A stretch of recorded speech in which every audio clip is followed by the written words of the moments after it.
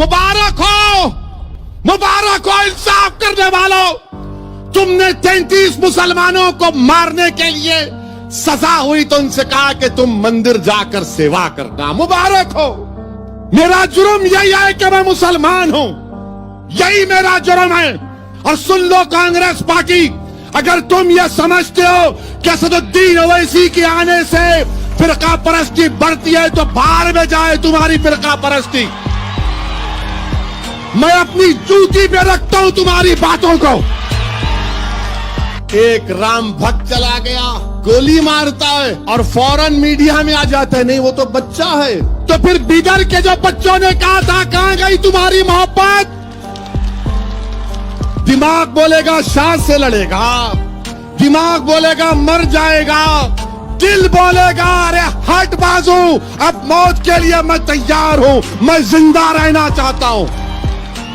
जब बाप की जमीन है तो बाप की जायदाद में ना बेटी को महरूम किया जा सकता, ना बेटे को महरूम किया जा सकता। ये मेरे बाप का मुल्क है। हाँ, एक चीज हमारे पास है, दबा के गुलबर्गे की तारीख आओ।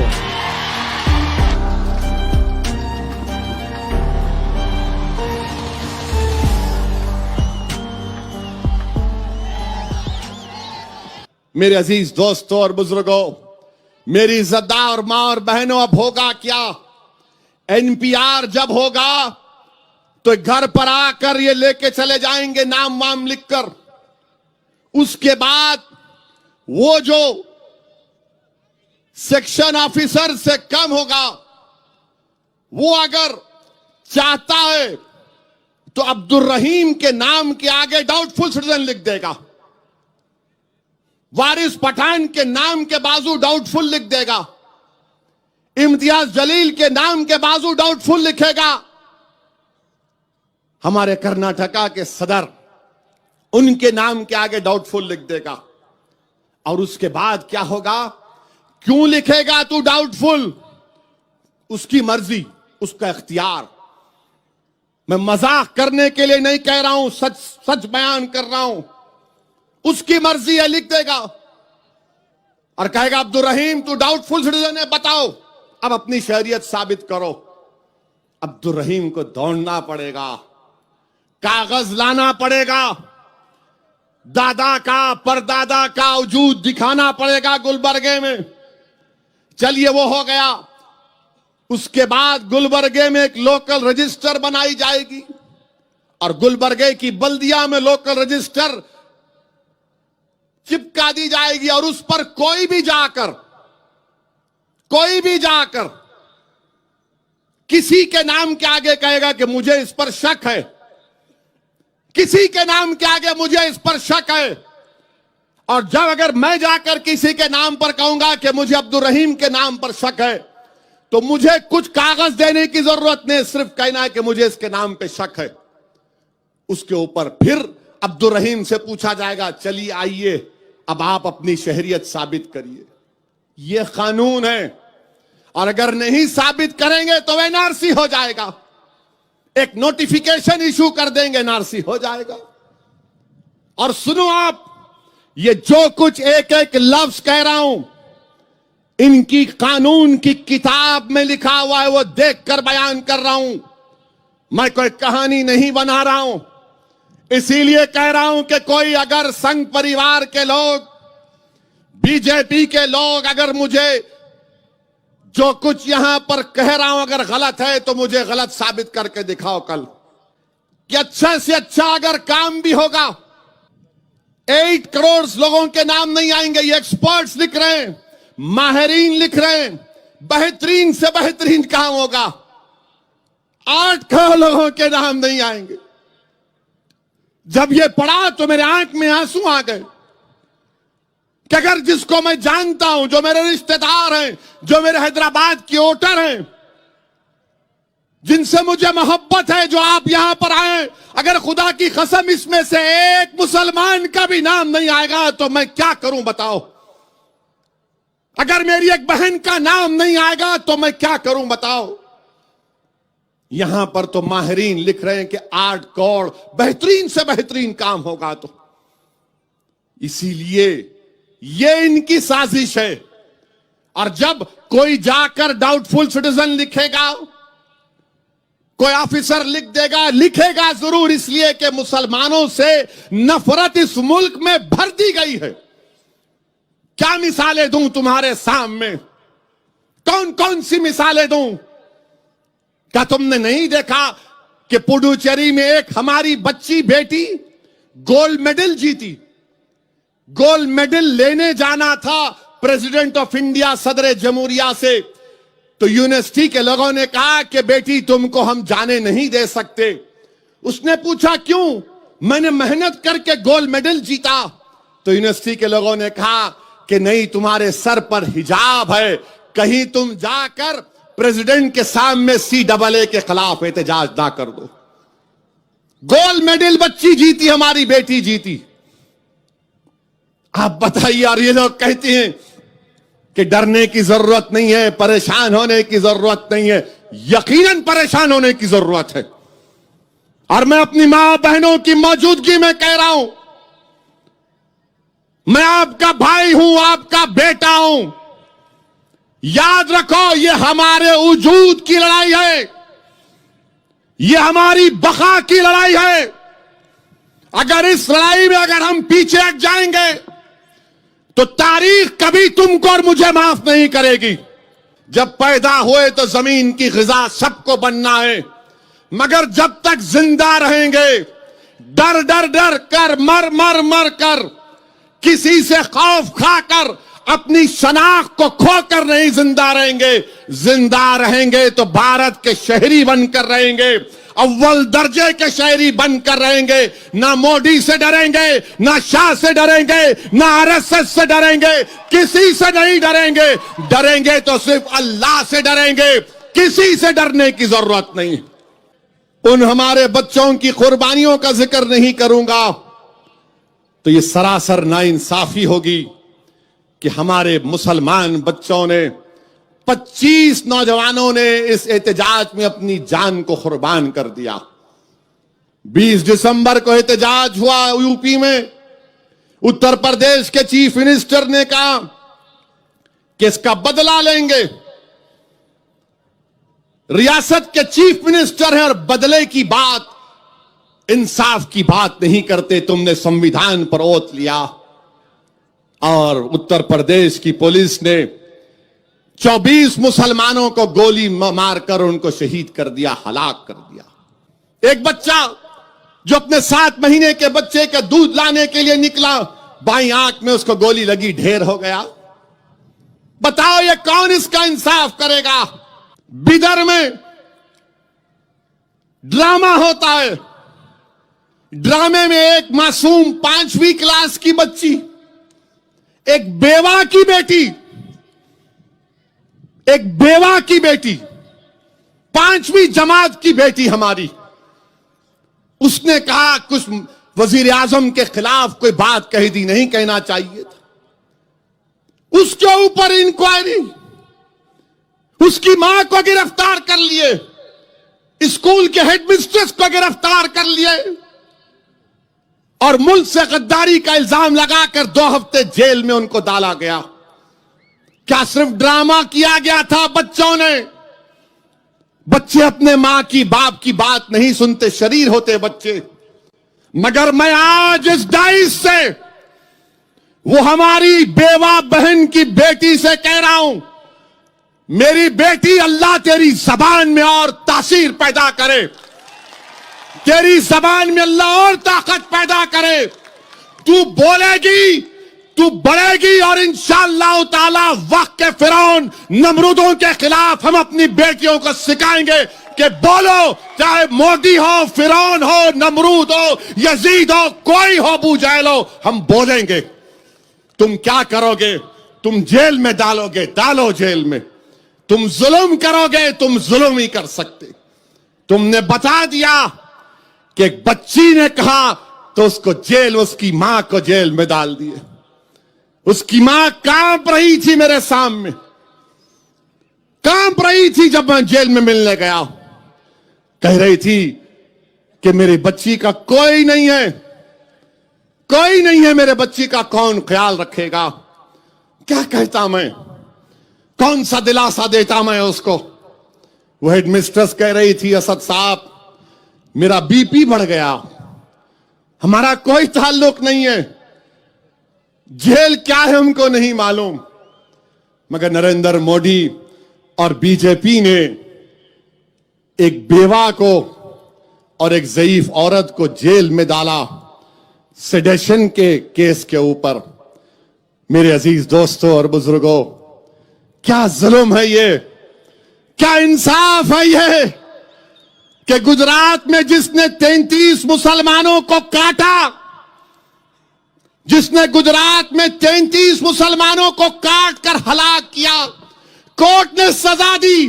मुबारक हो, मुबारक हो इंसाफ करने वालों, तुमने 33 मुसलमानों को मारने के लिए सजा हुई तो उनसे कहा कि तुम मंदिर जाकर सेवा करना। मुबारक हो, मुबारक हो कि माया कोटनानी और बाबू बजरंगी, जिन्होंने हामिला मुस्लिम महिलाओं के पेट को काट कर उनको मारा, कोर्ट ने सजा दी, वो बेल पर है। मुबारक हो इंसाफ करने वालों, मुबारक हो। और हमारे मुकद्दर में हमारी बहनों को सेडेशन का चार्ज एनएसए लगता है। वो डॉक्टर कफील के ऊपर, डॉक्टर है और एनएसए लग जाता है। मुबारक हो, मुबारक हो, तुम इंसाफ कर रहे हो, तुम इंसाफ कर रहे हो, हम देख रहे हैं, मगर खुदा की कसम हम नहीं भूलेंगे इसको। तुम्हारा इंसाफ, तुम्हारा जुल्म हम नहीं भूलेंगे, हम इसको याद रखेंगे। एक डॉक्टर है तो उसके ऊपर एनएसए, और एक उत्तर प्रदेश का चीफ मिनिस्टर है जो कहता है गोली मारो, बिरयानी मत दो। और एक मिनिस्टर है मोदी की कैबिनेट का जिसका नाम अनुराग ठाकुर है, वो कहता है कि देश के गद्दारों को गोली मारो। उनके ऊपर कुछ नहीं, कोई केस नहीं, कोई केस नहीं। और हमारी मासूम बच्चियों के ऊपर उनको पूछताछ की जाती है। 4th क्लास की बच्चियां, 5th क्लास की बच्चियां, पुलिस जाकर उस स्कूल में क्वेश्चनिंग करती है 3-3 घंटे बच्चों से। मैं जब वो देखा वीडियो, मेरी आंख से आंसू निकल गए। मैंने कहा अल्लाह, अब ये दिन भी हमको देखना पड़ रहा है कि हमारे मासूम बच्चों को पुलिस क्वेश्चनिंग करेगी। तुम में हिम्मत है तो मेरे खिलाफ केस बुक करो। मैं तो बोलते आ रहा हूं ना मोदी के खिलाफ, पार्लियामेंट में बोला मैंने, और तुम्हारा मिनिस्टर बोलता गोली मारो देश के गद्दारों को। तो कोई आईपीसी नहीं, कोई सीआरपीसी का सेक्शन नहीं लगता, और वजीर आजम खामोश बैठे हैं, होम मिनिस्टर खामोश बैठे हैं। अरे ये क्या खामोशी है आपकी वजीर आजम? आपका मिनिस्टर कह रहा है गोली मारो। इसीलिए मैंने पार्लियामेंट में कहा कि मारो गोली, मैं सामने तुम्हारे खड़ा हूं, मार के दिखाओ गोली। 30 जनवरी को जामे मिलिया के बच्चे जुलूस निकाल रहे हैं, सत्याग्रह कर रहे हैं। एक राम भक्त चला गया, गोली मारता है और फौरन मीडिया में आ जाता है, नहीं वो तो बच्चा है, जुवेनाइल है। तो फिर बिदर के जो बच्चों ने कहा था कहां गई तुम्हारी मोहब्बत? वो हिंदू था तो उससे मोहब्बत, और वो बिदर के बच्चे मुसलमान की औलाद थे तो उनसे मोहब्बत नहीं। मेरा जुर्म यही है कि मैं मुसलमान हूं, यही मेरा जुर्म है। अब खुलकर बोला जाएगा, अल्फाज को चाप कर नहीं कहा जाएगा। और सुन लो कांग्रेस पार्टी, अगर तुम ये समझते हो कि असदुद्दीन ओवैसी के आने से फिरका परस्ती बढ़ती है तो बाहर में जाए तुम्हारी फिरका परस्ती। मैं अपनी जूती पे रखता हूं तुम्हारी बातों को। बहुत हो गया, तुम्हारी जरूरत नहीं है हमको। हमारी बर्बादी के राज, तुम्हारी दास्तानें तुम्हारे घर से शुरू होती हैं। और मैं गुलबर्गे की आवाम से कह रहा हूं, खुदा की कसम है तुमको, किसी से डरने की जरूरत नहीं है तुमको। अब किसी से डरने की जरूरत नहीं है आपको। अब कब तक डरोगे? क्या किया कांग्रेस ने कि नहीं नहीं ओवैसी आएगा, रे आएगा ओवैसी। जब तक जिंदा रहे इन तमाम को ओवैसी बनाकर मरेगा इंशाअल्लाह ताला। आपने बीजेपी को वोट दिया, यहां से बोलो, डरो मत। क्या तुमने बीजेपी को वोट दिया? खड़गे साहब को वोट दिया, तो फिर कैसा जीती बीजेपी? यहां से कैसा जीती? अरे कांग्रेसियों, तुम्हारे गिरेबान में गंदगी भरी हुई है। महासेवा करो, गर्दन जो मोटी हो गई कम करो, झुक के देखो, नजरें नीची करो। अब तुम्हारे पास इख्तिदार नहीं है, ना कभी आएगा इंशाअल्लाह ताला। और गुलबर्गे में इंशाअल्लाह ताला एक नई तारीख हम रकम करके रहेंगे। मैं आप तमाम से अपील कर रहा हूं कि आप हम दीवानों का साथ दो। मंजिल अक्लमंद को नहीं मिलती, क्योंकि दिमाग बोलता मोदी से लड़ेगा, दिमाग बोलेगा शाह से लड़ेगा, दिमाग बोलेगा मर जाएगा, दिमाग बोलेगा जेल को जाएगा, दिमाग बोलेगा अरे कित्तों से मुकाबला करेगा, दिल बोलेगा अरे हट बाजू, अब मौत के लिए मैं तैयार हूं, मैं जिंदा रहना चाहता हूं, मैं घुट घुट कर जिंदगी नहीं गुजार सकता, मैं बार बार पलट पलट कर पीछे मुड़कर नहीं देख सकता। अरे कौन आ रहा, कौन आ रहा? अब कोई कुछ आने वाला नहीं है।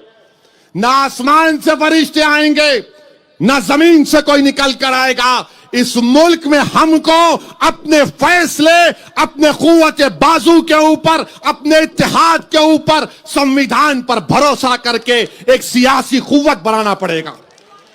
तारीख ये है, सच्चाई ये है मिस्टर शाह, कि जब सारी कायनात के अब्बा, हमारे अब्बा, आपके अब्बा, सबके पप्पा, सबके डैडी, जब अल्लाह ने उनको कहा कि जाओ जमीन पर, तो हमारे अब्बा भारत में कदम रखे। और हमारे अब्बा का नाम हजरत आदम अलैहिस्सलाम। जब अब्बा जमीन पे कदम रखे, जब अब्बा जमीन पे कदम रखे, तो जमीन किसकी हुई? जमीन किसकी हुई? बोलो, जमीन बाप की हुई नहीं हुई? जब बाप की जमीन है तो बाप की जायदाद में ना बेटी को महरूम किया जा सकता, ना बेटे को महरूम किया जा सकता। ये मेरे बाप का मुल्क है और कोई ताकत मुझे यहां पर दूसरे दर्जे का शहरी नहीं बना सकती। कांग्रेस बोलेंगे कुछ मत बोलो मियां, खामोश बैठो, कुछ मत बोलो। अगर कुछ बोले तो उनको फायदा होता। अरे दीवाने, सब फायदा उठा लिए, तेरे को क्या मिला? तेरे को क्या मिला? कुछ भी नहीं मिला। गुलाब जामुन भी नहीं मिला, कुछ नहीं मिला। हाँ, एक चीज हमारे पास है, दबा के गुलबर्गे की थाली खाओ, दबा के खाओ। आज दोपहर में खाया अब्दुल रहीम के पास में, फुल मजे की थी। पूछ के पूछा, मला बताओ नंबर 1 है या नंबर 2 है? तो बोले नहीं साहब ऐसा नहीं, नो प्रॉब्लम। क्या है आपके पास? देखिए आपने कि आप पार्टी ने कह दिया हनुमान के हम भक्त हैं, बीजेपी राम की भक्त है, कांग्रेस शिवा की भक्त है। मेरे अजीज दोस्तों और बुजुर्गों, फख्र से बोलो हम मुसलमान हैं, डरने की जरूरत नहीं है। उन्होंने बोल सकते तो मंजलिस भी बोलेगी कि हम भारत के मुसलमान हैं, अल्लाह को मानने वाले हैं, संविधान को मानते रहेंगे और भारत में बहैसियत मुसलमान हम अपनी लड़ाई को संविधान के दायरे में लड़ेंगे। अमित शाह ने कहा कि आप आकर मिल सकते, तो पूरे शाहीन बाग की हमारी दादियों ने, नानियों ने कहा कि शाह हम कल 2 बजे आ रहे। तो गवर्नमेंट बोली नहीं नहीं नहीं आना। तो हमारे भी ज़ईफ माएं, दादियां, नानियां अल्हम्दुलिल्लाह, उन्होंने बोले नहीं हम आ रहे, और जिस किसी को हमारे साथ चलना हो। अब दिल्ली की पुलिस परेशान, बहरहाल मेरी इज्जतदार माँ और बहनों, मैं आपसे पूछना चाहता हूं अपनी बात को खत्म करने से पहले, क्या ये पूरा हजारों का मजमा CAA के खिलाफ है? यहां भी बोलो भाई, क्या आप CAA के खिलाफ हैं? क्या आप NPR के खिलाफ हैं? क्या आप NRC के खिलाफ हैं? क्या आप मोदी के खिलाफ हैं? क्या आप फिरका परस्ती के खिलाफ हैं? क्या आप सेकुलरिज्म को मजबूत करेंगे? क्या आप सेकुलरिज्म को मजबूत करेंगे? तो मेरे अजीज दोस्तों और बुजुर्गों, एहतजाज को पुरअमन तरीके से जारी रखिए। मैं फिर से अब्दुल रहीम साहब का और तमाम का शुक्रिया अदा करता हूं। अस्सलाम वालेकुम व रहमतुल्लाहि व बरकातुहू। This video is sponsored by Mahalakshmi Jewelers, Mobile Master, Shine Group of Institutions, Biggest Burger and More, Newson Fabrics Clothes Store, Shweta Dentistry, MAMPU College, Orbis International School, and by Asian Mall.